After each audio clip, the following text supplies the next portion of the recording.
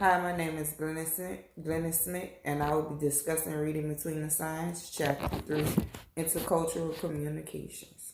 Slide 1. Collectivism and Individualism.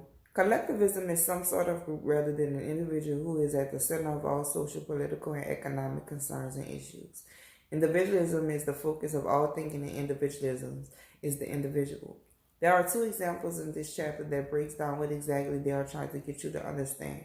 These examples illustrate the fact that what is considered normal and desired behavior in one culture can be deemed validative or even indicative of mental illness in a different culture. Next slide.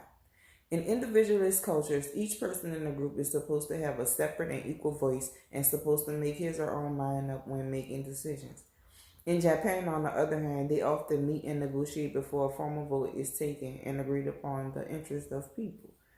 As a collective pool in deaf culture, one will call on friends and it is a give and take relationship amongst one another, and the deaf community pays close attention to those who put in the effort for the group. Next slide.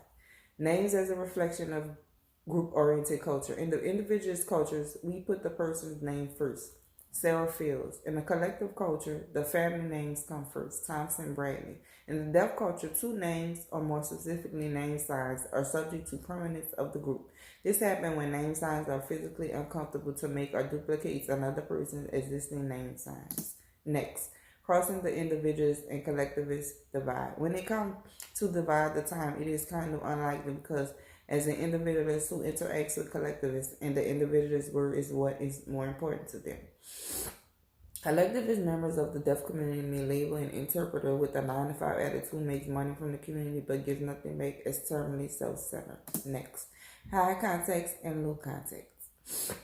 High and low context, defined by Rbts Chapter, states that these terms deal with the questions of how much information must be made explicit in given culture compared to how much is already understood because of shared experiences. The level of context determines everything about the nature of the communication, and it is the foundation of which all subsequent behaviors. Next, introductions. In the introduction in the high context culture, the focus is on the question regarding social background and group members. Deaf people discuss schools, relatives, and close friends they may know during an introduction. Next, sharing information. When sharing information in the high and low context cultures, the question is how information is managed and shared. With whom and what is shared, it pertains to the culture. In the low context culture, information is shared between a very few and restricted. In the high context culture, information flows rapidly and freely shared. Next, context in the legal arena. We are not imprisoned in the low context world. The legal arena is considered a low context system because of its personal opinions, backgrounds, information, as well as the heavy uses of yes and no questions. Even though Americans are considered low context, they have many high context qualities by just being able to understand the conversation one is having with a close friend or family. Whether you are in a high or low context culture, be aware of other people's privacy, whether you're in the courtroom or just out in the grocery store. Time orientation and what is late. Basically, how time is measured in different cultures and how it is used. Time organizes lives in many ways, and we can view these from a cultural perspective. In American culture, late comes in different stages. Stage 1, a tiny bit, little late, late, and extremely late. United States range from 0 to 5 minutes, 5 to 10, 10 to 15 minutes, and 4 becomes optional due to circumstances. Germany 2 minutes and everything else gets moved up accordingly. Latin America and Arab countries stage 1 up to 20 minutes and stage 2 to 45 minutes. Deaf and hearing differences related to time. Different cultures value time in different ways, but for deaf people, time is of great significance. Deaf standard time is highly in the deaf community, arriving late in events and staying late at an event or partying what deaf people do. Deaf people like to be at events or their performances on time to get good seating so they can see the interpreter. Polychronic versus monochronic.